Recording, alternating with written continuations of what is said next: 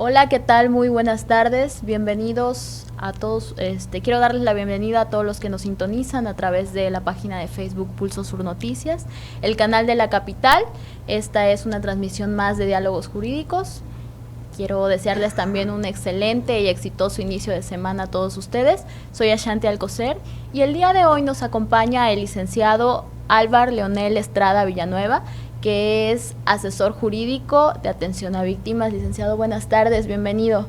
Muy buenas tardes, Shanti, en verdad un gusto para mí volver a estar aquí contigo. No, al contrario, un gusto recibirte aquí en el programa. Es segunda ocasión que nos acompaña. Anteriormente habíamos hablado sobre derecho penal, igual una rama del derecho muy importante. Pero el día de hoy vamos a tocar 4 temas muy importantes que se encuentran dentro del derecho familiar, que son el parentesco, ¿sí? Guarda y custodia. De igual manera vamos a tocar el tema de alimentos y la patria potestad. Estos temas son muy importantes para la sociedad en general, son los más concurrentes.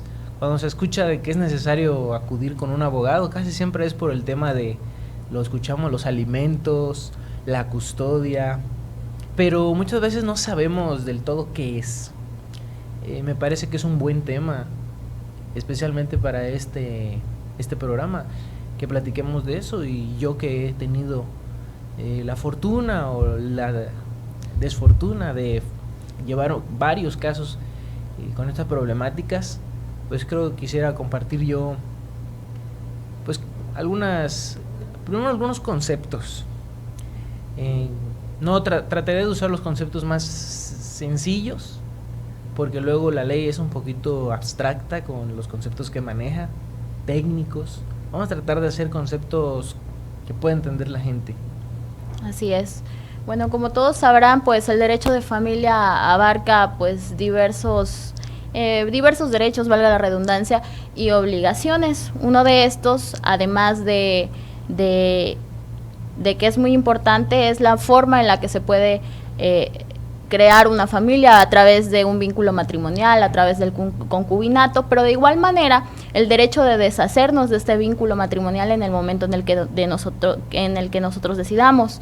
Esto pues conlleva muchísimos aspectos jurídicos, porque justamente es de ahí de donde a veces devienen demandas por pensión alimenticia, como ya lo habías mencionado, y de igual forma convivencias, etcétera. Pero es muy importante saber quiénes son acreedores alimenticios, quiénes son los que están obligados a dar estas pensiones, y esto se encuentra establecido en el Código Civil y está muy relacionado precisamente con el tema de parentesco, que es lo que el licenciado Álvar nos viene a explicar el día de hoy. El parentesco bien se puede entender como esa relación consanguínea que existe entre dos o más personas, o también aquella que es producto de la afinidad, que subsiste cuando no existe una relación consanguínea, pero por los contratos como el matrimonio, o vamos a decirlo así, o por la adopción, o en su caso por el concubinato o cualquiera de otras figuras, es que se logra dar la llamada el parentesco por afinidad. Sin embargo, cabe destacar que cuando se trata de adopción, la persona adoptada adquiere los mismos derechos y obligaciones que un pariente consanguíneo. Así es. Y bueno, no solamente eso, también puede ser por matrimonio. Matrimonio, concubinato. Por afinidad. El que se denomina, muchos le llaman unión libre. Hay que también, pues no está mal el término, es un término que muchos entendemos, pero el término real, legal, vamos a decir formal, es el amaciato, que es cuando existe una relación entre dos personas del tipo sentimental, vamos a decirlo así, que viven bajo su mismo techo, viven bajo el mismo techo y que no han procreado hijos y que han vivido menos de 2 años juntos. Esa relación, podemos decir de noviazgo, viviendo bajo el mismo techo, se le denomina amaciato. Es la famosa unión libre. Cuando esa unión sobrepasa los 2 años, al menos en nuestro estado de Quintana Roo, el Código Civil establece que eso se llama concubinato. Y también se adquiere responsabilidades muchos jueces incluso han equiparado que la calidad y cantidad de derechos entre los cónyuges, que es cuando están casados, y los concubinos suelen ser los mismos derechos, tanto para la ex cónyuge como para el ex concubino. Así es, bueno, pero cabe destacar que no necesariamente tiene que llegar a los 2 años. Si durante esos primeros meses procrean un hijo, entonces automáticamente ya se convierte en concubinato. Así es. Esa es una de las formalidades para hablar de un concubinato: el tiempo viviendo juntos o haber procreado un hijo en vida en común. Así es. Algo muy importante también es saber cómo se establece esto del parentesco en líneas y por grados, ¿no es así? Ascendente, descendente, colateral, primero, segundo, tercer grado. Me gustaría que compartas con la gente cómo expliques un poquito a la gente de qué se trata esto. Sí, la misma ley en el Código Civil reconoce hasta dónde, vamos a decirlo de esta forma, alcanza o llega la llamada relación de parentesco. Sí es bien conocido que se suelen denominar por líneas rectas o líneas directas o transversales. Sin embargo, para términos exactos y precisos, para no confundirnos también, pues los derechos más importantes que se adquieren por una relación de parentesco, pues son aquellos que se adquieren por la patria potestad, por haber procreado un hijo, también por la guarda y custodia de un hijo menor de edad o con discapacidad, y también las responsabilidades que hay también de un hijo hacia con sus padres ancianos, esa relación que existe en línea recta en segundo grado por ser abuelos. Existe una relación una obligación por parte de los hijos a responder hacia sus padres, siempre y cuando no se encuentre alguna de las hipótesis o alguna de las llamadas supuestos de ingratitud, que ese es otro tema. Y esta relación de parentesco de línea recta por ser hijos, por ser ascendientes o por ser descendientes es de las más importantes, pero en materia, por ejemplo, de alimentos, no solo se limita a esa línea, también habla de la línea colateral, que son los tíos. Así es. Que son los que también tendrían, en su caso, un deber de apoyar solidariamente a una persona que se encuentre sin el sustento. Así es. De hecho, el Código Civil es muy claro. Hasta el 4º grado, los parientes consanguíneos tienen la responsabilidad de dar alimentos, y también quien tiene el derecho de recibir alimentos tiene la obligación con la persona que le otorga sus alimentos de dárselos en un momento determinado. Siempre y cuando exista la llamada estado de necesidad, y es que se proporcionan esos alimentos.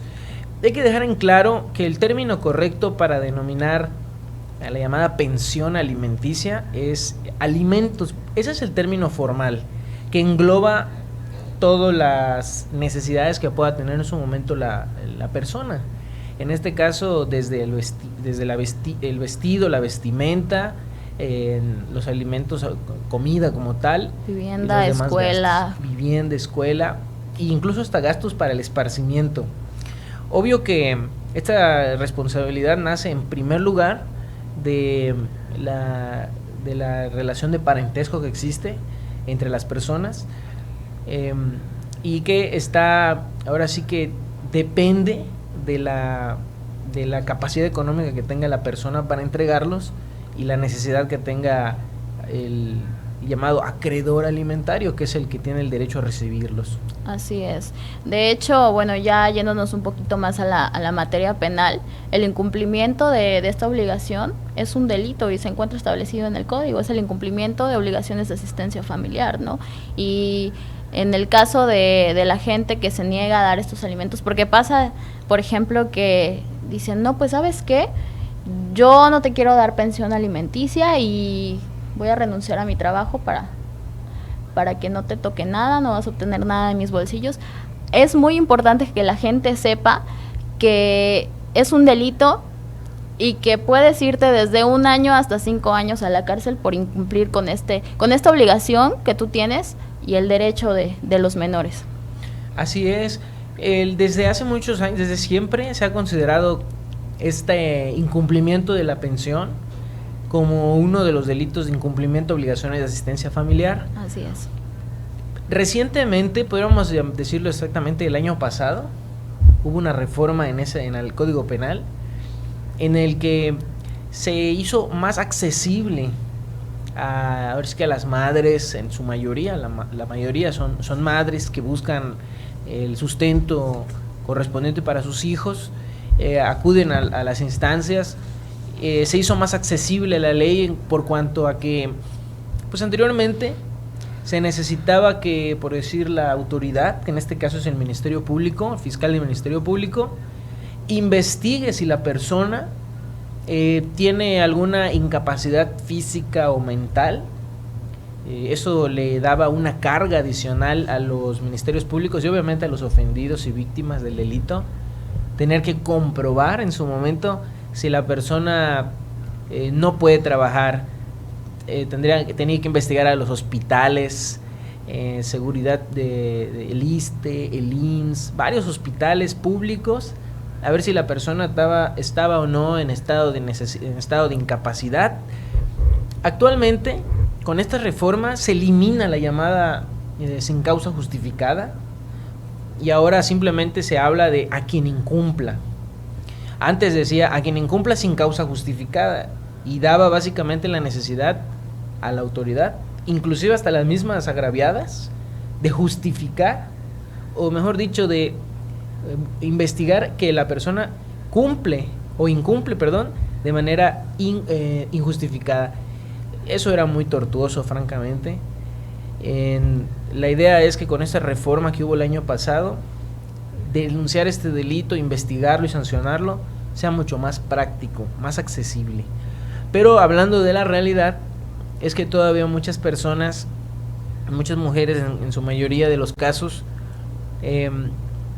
buscan y se acercan a las autoridades, en este caso el Ministerio Público, buscando la justicia, buscando que el deudor pague por la responsabilidad que tiene, y a veces no lo encuentran a tiempo. Estamos hablando a veces que son procesos muy largos, donde se ven con muchas trabas, muchas dificultades.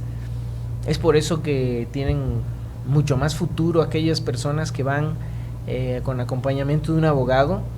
Es por eso que también hay que tener consciente sobre todo las mujeres, que son la mayoría de las veces tienden a vivir estos delitos, a ser víctimas de estos delitos, ellas y sus hijos. Vas a acudir a las instancias correspondientes, en este caso la Defensoría Pública o el Instituto de la Mujer, si no tiene un abogado para costear. Y si ya se trata de una cuestión ya penal, delictiva, un asesor que les permita impulsar su proceso en materia de alimentos, que es francamente de los delitos más concurrentes, si no es que el más concurrente a la fecha. Y antes decían que era más firme la ley en cierta manera. Anteriormente, cuando el fiscal encontraba que una persona ya era responsable del delito, lo mandaba a consignar ante un tribunal penal y lo mandaban a agarrar, lo detenían. Al detenerlo, en la mayoría de las veces conseguían, el que jamás tuvo ni un peso conseguía y pagaba su deuda con sus hijos, que es lo más vergonzoso, ¿no? Actualmente no es así, se le respeta mucho su libertad de la persona, se le cita, y es un proceso que muchas... De hecho, dentro del proceso tienen la oportunidad, ¿no?, de llegar a un acuerdo. Desde que meten la demanda, ahí tienen como que un convenio, ¿no? Tienen que poner ahí un convenio para ver si la otra parte se allana o si está de acuerdo, ¿no? Siempre en todos estos procesos, hasta en materia ya penal, se les invita, Así siempre es. está por bien sabido que el diálogo, darle entrada al diálogo, llegar a un arreglo, pero lamentablemente, como tú lo dijiste, Hay veces que los mismos se hacen de la vista gorda, la mayoría por perjuicio, por el prejuicio de sobre todo con qué hará la mujer, con qué hará con el dinero, y otras cuestiones. Pero es también sabido que no solamente la mujer puede demandar, en este caso, alimentos, también el hombre, ¿no? Es quien tenga la guarda y custodia de los menores. Al final del día es un derecho que pues la ley prevé y con el que se busca pues cuidar el bien superior del menor. O sea, es derecho de los menores de edad, no de la esposa ni del esposo. Y los dos, o mejor dicho, quien tenga la guardia y custodia de ellos es quien debe solicitar alimentos, independientemente si es hombre o mujer. Es algo que la gente confunde mucho, ¿sabes? A veces. Sí, sin duda, eso es, incluso lo decía yo, hasta para los ancianos, muchas veces solo queda un hijo, ¿no? Cuidando a su papá, a su mamá y ancianos, con la esperanza, ¿no? De que, francamente hay que decirlo, de que les hereden. Y no es así, porque la persona a veces no se da abasto, necesita las atenciones y es necesario, si no hay de otra, tras pues demandar a los otros hermanos para que apoyen a los cuidados de los ancianos, de los adultos mayores, y eso es una obligación también.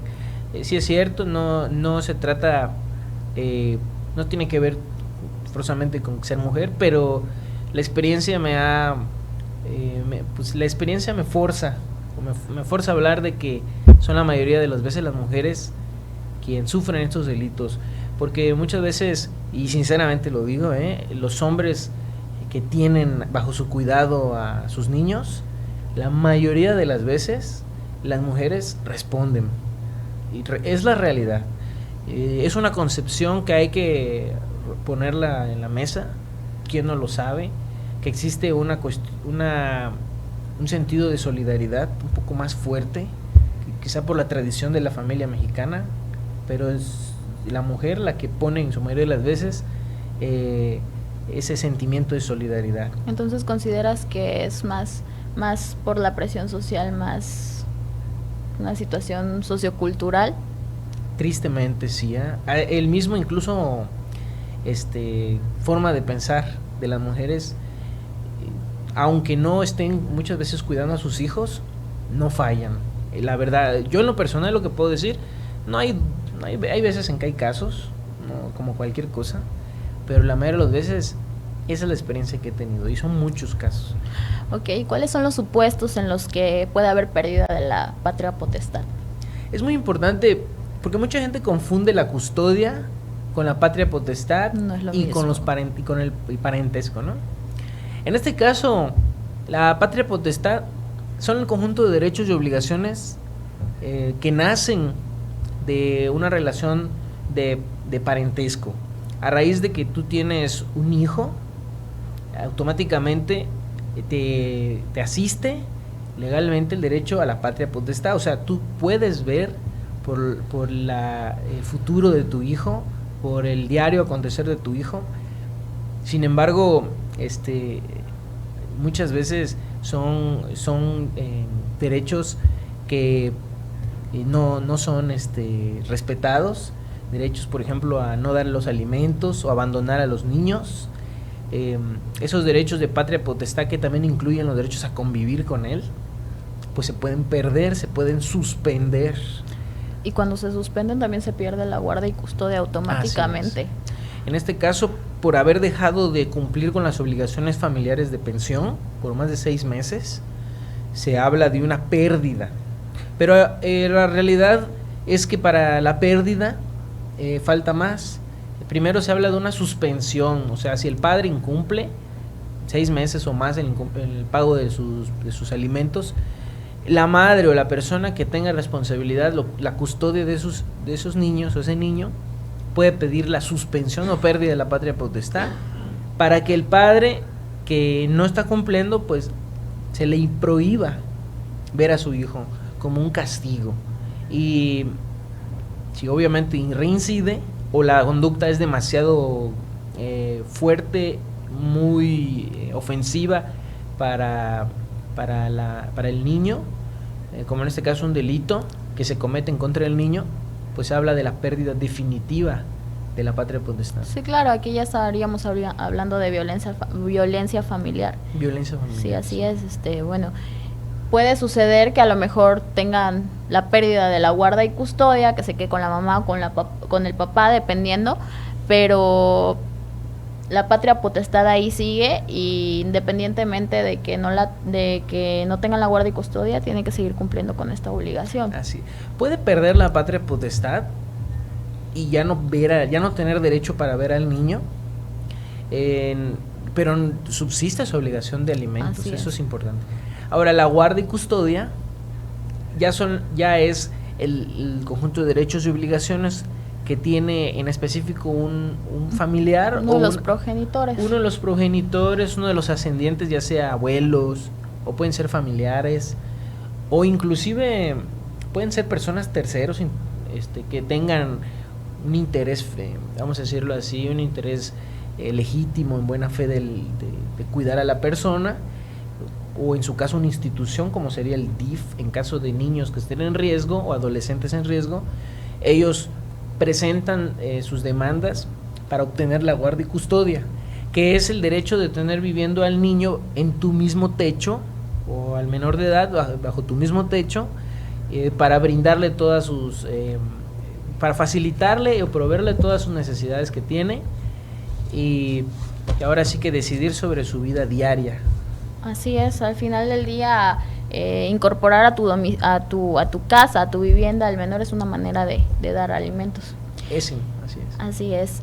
Algo muy importante, Álvaro, es que cuando se encuentran dentro de un proceso, el juez tiene que pedir, o mejor dicho, tiene que solicitarle a la parte demandada una pensión provisional, en tanto él decreta la definitiva. ¿Podrías explicarle a la gente de qué manera o cuáles son las bases que el juez toma, si es algún porcentaje? El tema de la pensión alimenticia provisional es aquella que se estipula al inicio de la demanda, cuando el juez admite la demanda, para no dejar en estado de incertidumbre durante el proceso, que puede a veces durar mucho, dependiendo francamente la voluntad de los que participan. Entonces, es esa cantidad que solicita el juez a la parte de demanda, de esa petición de parte interesada. A petición siempre. Tiene que haber una demanda, tiene que haber una admisión a esa demanda, o sea, que el juez verifique pues que efectivamente el acta de nacimiento pues estén plasmados los apellidos de a quien están demandando. No es necesario tener la guarda y custodia para demandar, pero hay que ser franco, si uno no tiene la guarda y custodia no puede demandar alimentos.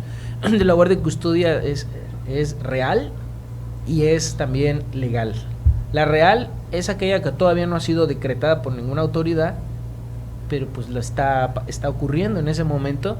No es necesario acreditar la custodia legal para pedir los alimentos, con que uno acredite esa custodia llamada real. ¿Cómo se acredita? Pues primero con la presunción de que uno está cuidando al niño y uno lo tiene bajo su cuidado. Casi siempre cuando se trate de una persona con línea ascendiente directa, que es el padre o la madre, no hay mayor diligencia, el juez lo cree. Pero si se trata, por decir, de una abuela o de un tío, la realidad es que el juez al menos pide que lleven al niño. La persona que está demandando lleve al niño para al menos cerciorarse de que efectivamente lo tiene cuidando. Otro tema muy importante relacionado con alimentos, cuando, en este caso vamos a decir un ejemplo, la mamá tiene al menor con ella, pero el menor no tiene los apellidos del progenitor. Entonces, lo primero que hay que hacer es un juicio de paternidad para posterior solicitar los alimentos, ¿no es así? Yo diría siempre que lo primero que hay que hacer es inscribir al niño al registro público del civil, ¿no? Sí, pero tiene, porque en este caso mi ejemplo tiene los apellidos de la mamá. Lo que hacen es, le doy mis apellidos, no le quise poner a lo mejor el del papá, o el papá no lo quiso reconocer. En este caso, ahorita si tú vas, ya puedes solicitar que tenga los apellidos del papá, aunque el papá no te acompañe. pero en los casos en los que la mamá le da el apellido y posterior dice, bueno, ¿sabes qué? Siempre sí quiero solicitarle alimentos a su papá. Pues en muchas veces no se logra que el padre reconozca la paternidad. Hay medios para lograrlo. Inclusive hay medios que llamamos nosotros presuntivos. Por ejemplo, si estuvieron viviendo en concubinato y ya tuvieron un hijo, y el segundo hijo, que es producto de ese concubinato, ya no lo quieren reconocer, tú acreditas el concubinato, pues en el entendido de que viviste con la persona y ya tienes 1 o 2 hijos con él, y el juez hace la presunción del parentesco y ordena incluso una pensión alimenticia. En este caso, siempre la madre, aunque esté soltera, a la primera o a la segunda, si no hay respuesta del padre, reconocerlo. Y la verdad es que si es de escasos recursos, la madre tiene derecho a pedir la prueba genética al Tribunal Superior de Justicia, que ese es otro tema, para que logre, sobre todo el niño, acceder a su derecho de apellido, a su derecho de origen, saber su origen, saber quiénes son sus familiares. Oye, un tema muy importante aquí, y en caso de que la otra parte se negara a realizar esa prueba. Si la otra parte es citada correctamente y es omiso, no se presenta a la audiencia de reconocimiento, la realidad es que los jueces primero le aperciben en una ocasión y le dicen en una ocasión, si no llegas y te extraes la muestra genética biológica, ya sea de saliva o de cabello o de sangre, te voy a multar. Si no va la persona, le dice una nueva vez, te multo y te aplico doble multa. Y si no llegas, ya la tercera te dice, ya te puse 2 multas y no haces caso. Si no llegas, se entenderá como si fueras el padre. Es el derecho a la presunción, porque pues tampoco se le puede estar esperando para siempre, pero sí se le da la realidad de ese chance de hasta 3 veces, y ya si en la tercera no llega, debidamente citado, se sobreentiende ya entonces que es su familia. Excelente, pues qué tema tan interesante, Álvaro, y muy importante sobre todo que la gente sepa, ¿no?, de qué manera se pueden llevar este tipo de asuntos jurídicos. Te agradezco que hayas venido el día de hoy, de verdad es un gusto compartir el set contigo, que compartas a la gente que nos ve todos los lunes, pues un poco de lo que tú sabes, ¿no?, un poco de tu experiencia. Muchísimas gracias a ti, Ashanti, y en verdad que yo muy, muy feliz de estar aquí y cuando quieran. Y muchísimas gracias, cuídense mucho. Muchísimas gracias. Bueno, yo los espero el próximo lunes a las 6 de la tarde a través de la página de Facebook, su página Pulso Sur Noticias, el canal de la capital. Nos vemos.